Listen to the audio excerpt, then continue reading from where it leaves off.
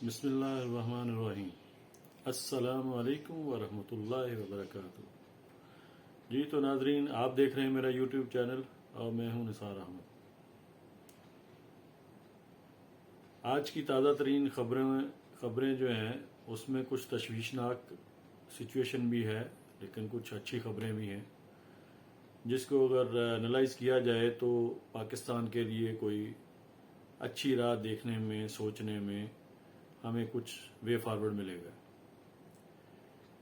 لیکن غور و خوض کیا جائے تو یہ بات کچھ عجیب سی لگتی ہے، لیکن افسوس سے کہنا پڑ رہا ہے کہ یہ ایک ریالٹی بھی ہے۔ ہماری پاکستانی قوم کی بدقسمتی ہے کہ آج تک ہمارا پاکستان کا جو بھی ہیرو ہوا وہ زیرو ہو کے کیوں نکلتا ہے؟ وہ زیرو ہو کے یا تو مار دیا جاتا ہے یا مر جاتا ہے، یا زیرو کر کے نکال دیا جاتا ہے۔ اب جب سے پاکستان بنا ہے، قائد اعظم محمد علی جناح سے لے کر فاؤنڈر آف پاکستان عمران خان تک، آپ ساری ہسٹری کو چیک کریں تو آپ کو یہ کچھ چیزیں واضح نظر آئیں گی، لیکن آج تک کوئی چیز انڈیکیٹ نہیں کی گئی کہ یہ ہمارے ساتھ ہوتا ایسا کیوں ہے۔ جب سے پاکستان بنا ہے، قائد اعظم محمد علی جناح بابا قوم، جنہوں نے اتنی قربانیاں دی، اس ٹائم پہ اس وقت میں بھی کچھ مافیاز کہہ لیں، کچھ غدار ٹائپ کے لوگ کہہ لیں، جو پاکستان کو تسلیم کرنا پسند نہیں کرتے تھے، جن لوگوں نے خود ہی کہہ دیا تھا کہ شکر ہے ہم لوگ اس گناہ میں شامل نہیں ہیں۔ آپ میری بات سمجھ رہے ہوں گے جن کی طرف میرا اشارہ ہے۔ تو خالی یہ سیاستدان ہی نہیں تھے، اس میں کچھ بیوروکریٹ بھی تھے، اس میں کچھ اسٹیبلشمنٹ کے لوگ بھی تھے۔ جیسے بہت واضح ایک بہت آن دی ریکارڈ یہ بات ہے کہ جنرل ایوب صاحب جب بھی قائد اعظم محمد علی جناح کو ملنے گئے ہیں، بابا قوم کو، جب وہ آخری دنوں میں بیمار تھے، تو بہت مشہور واقعہ ہے کہ بابا قوم کو جا کے ان کی بہن مادر ملت فاطمہ جناب نے جب جا کے بتایا کہ آپ کو کچھ لوگ ملنے آئے ہیں، تو انہوں نے پوچھا کون کون ہے، تو انہوں نے بتایا جنرل ایوب صاحب کے ساتھ کچھ اور بھی اپنے پرائم منسٹر تھے اس ٹائم کے، کہ وہ آپ کو ملنے کے لیے آئے ہیں۔ تو انہوں نے کہا وہ ملنے کے لیے نہیں آئے، تیمارداری کے لیے نہیں آئے، وہ دیکھنے آئے ہیں کہ یہ بڈھا اور کتنی سانسیں اس کی ہیں، یہ کب مرے گا۔ دوسرے لفظوں میں کہ وہ خالی یہ دیکھنے آئے ہیں کہ یہ ابھی ایکسپائر ہوا ہے کہ نہیں ہوا، یعنی ان کے کچھ کوٹ اینڈ کوٹ واضح یہ الفاظ آن ریکارڈ ہیں کہ وہ دیکھنے آئے ہیں کہ یہ بڈھا اور کتنی سانسیں لے گا۔ تب سے لے کر آگے آ جائیں تو یہ بھی آن ریکارڈ ہے کہ 6 مہینے تک ہماری جو گورنمنٹ ہے پاکستان کو چلایا ہے وہ ایک نرس نے چلایا ہے۔ آگے ایوب خان صاحب آگئے، بہت زبردست کام کیا، 10 سال تک مارشل لا لگایا، حکومت کی جو بھی کیا، تو آخر میں کیا ہوا؟ حالانکہ وہی اصلاحات آج تک چل رہی ہیں جو زرعی اصلاحات کی انہوں نے۔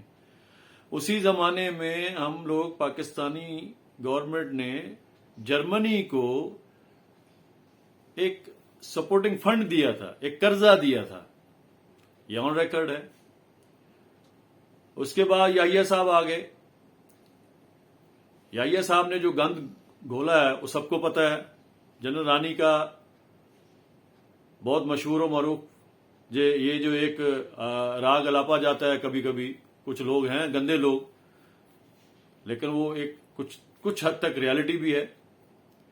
جیسے وہ شراب میں دھت حرکتیں ہوتی تھی اس ٹائم میں، اس زمانے میں۔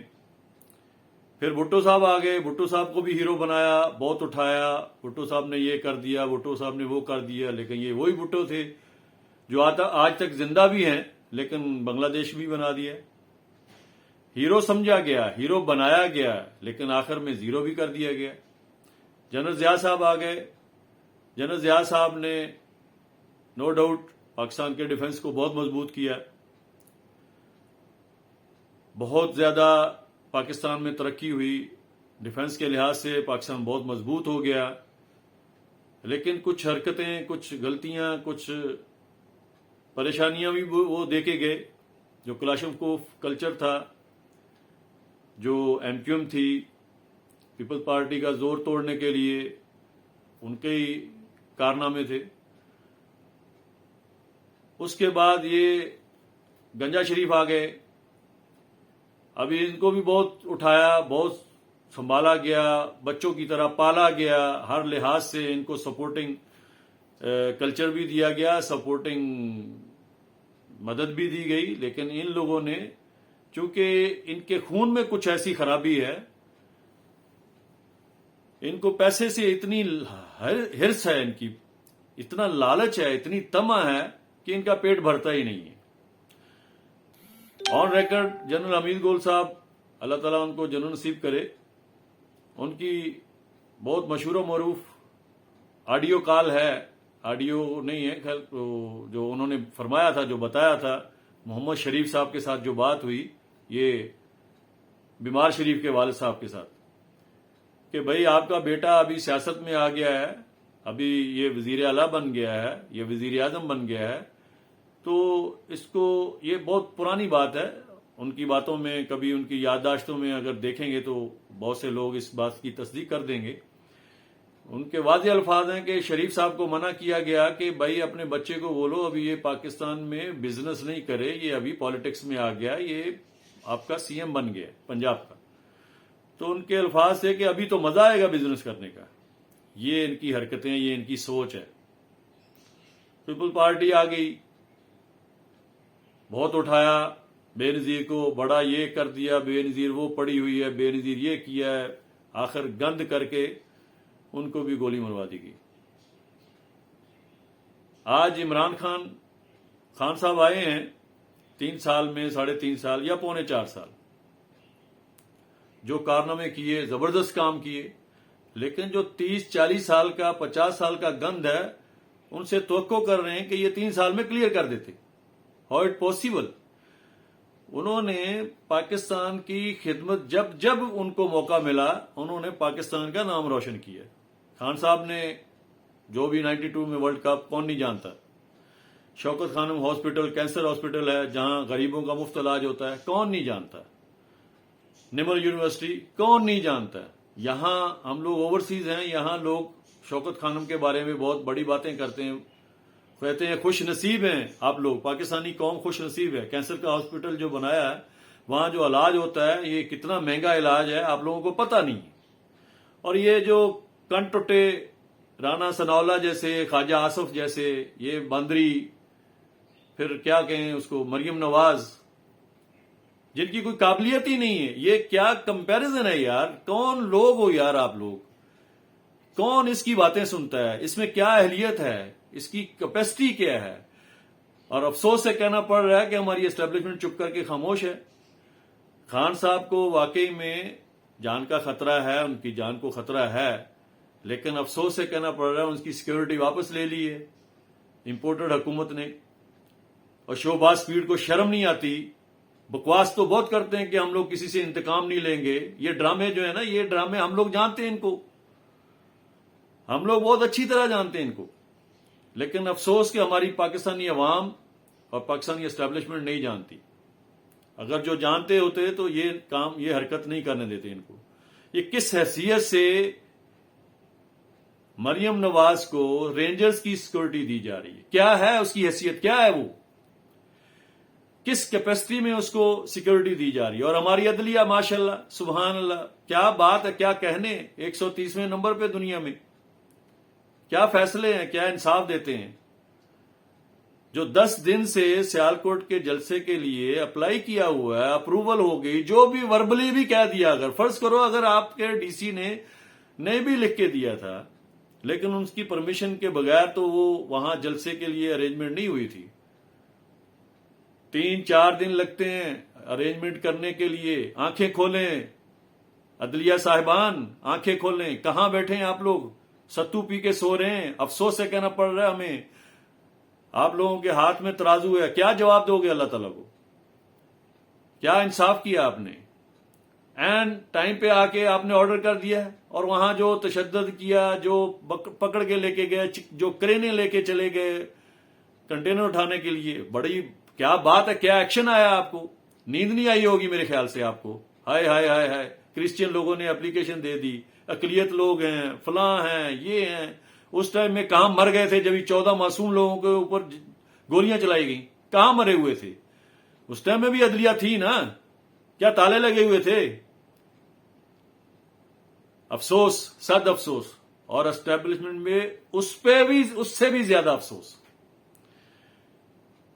معذرت کے ساتھ ہمارے ججز حضرات, آپ ذرا غور کریں, کہاں ہیں اشفاق پرویز کیانی صاحب, کہاں ہیں مشرف صاحب, کہاں ہیں راحیل شریف صاحب؟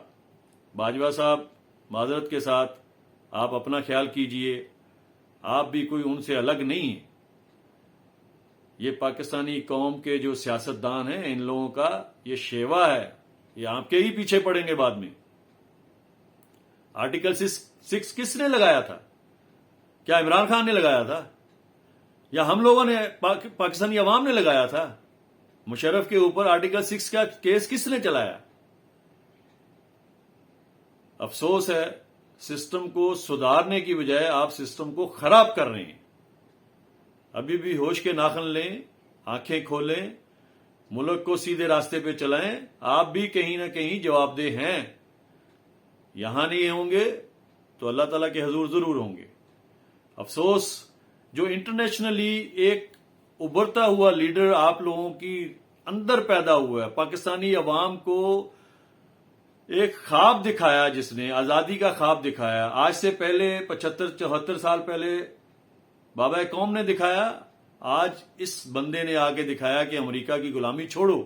آخر کس چیز سے ڈر رہے ہو آپ لوگ؟ میں اسٹیبلشمنٹ سے سوال کرتا ہوں, اپنی بیوروکریسی سے سوال کرتا ہوں, اور یار اگر امریکہ نہیں جاؤ گے, آپ کے بچے امریکہ میں نہیں پڑھیں گے, تو کیا یہ انسان نہیں بن سکتے ہیں؟ کیا یہ یہاں دوسری ملک نہیں ہے کیا؟ اپنے ملک میں آپ لوگوں کے بچوں کا فیوچر نہیں ہوگا کیا؟ کیوں بھاگ بھاگ کے ادھر جا رہے ہو؟ وہی امریکن ہیں جو بکواس کرتے تھے کہ اپنی ماں کو بھی بیچ لیں گے امریکن ویزے کے لیے. اور ہمیں یہ پتا ہے کہ بیوروکریسی میں اور اسٹیبلشمنٹ کے کچھ لوگ ایسے ہیں جن کے بارے میں انہوں نے واضح کہا ہوا ہے کہ یہ تو ایک ویزے پہ بک جاتے ہیں, ان کے بچوں کو اسکالرشپ دے دو تو یہ بک جاتے ہیں. خدارا آنکھیں کھولیے, خدارا ہماری آنے والی نسلوں کا سوچئے. آپ تو سوچ رہے ہیں کہ وہ وہاں یورپ میں جا کے, امریکہ میں جا کے بہت زیادہ برائٹ فیوچر مل جائے گا, لیکن ایک کلمہ گو آدمی کے لیے وہ برائٹ فیوچر نہیں ہے. ان کو اخلاقیات سکھائیں, انسانیت سکھائیں. آپ محب وطن لوگ ہیں, آپ وطن کے لیے جانے دیتے ہیں. آپ بارڈرز پہ آپ لوگ جاگتے ہیں تو ہم لوگ سوتے ہیں.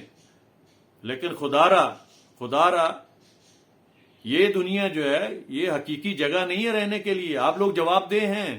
آنے والی نسلوں کا سوچئے, کیوں غلام بنا رہے ہیں؟ اگر ایک بندہ اٹھ گیا ہے غلامی کے خلاف تو پلیز اس کا ساتھ دیجئے, اس کی سیکیورٹی کا بندوبست کیجئے. اگر آج آپ لوگوں نے تھوڑی سی غفلت کر لی تو یہ قوم 100 سال تک دوبارہ نہیں اٹھ سکتی, اور یہ نہ پھر ملک رہے گا نہ آپ رہیں گے. یہ ملک ہے تو آپ ہیں, آپ کی نسلیں ہیں, آپ کا نام ہے. تو میرے خیال میں ایک عام شہری کی حیثیت سے ہم لوگ آپ کے سامنے صرف منت سماجت کر سکتے ہیں, اور تو ہمارے ہاتھ میں کچھ ہے نہیں. اس پہ بھی آپ لوگ نیا قانون بنا دو.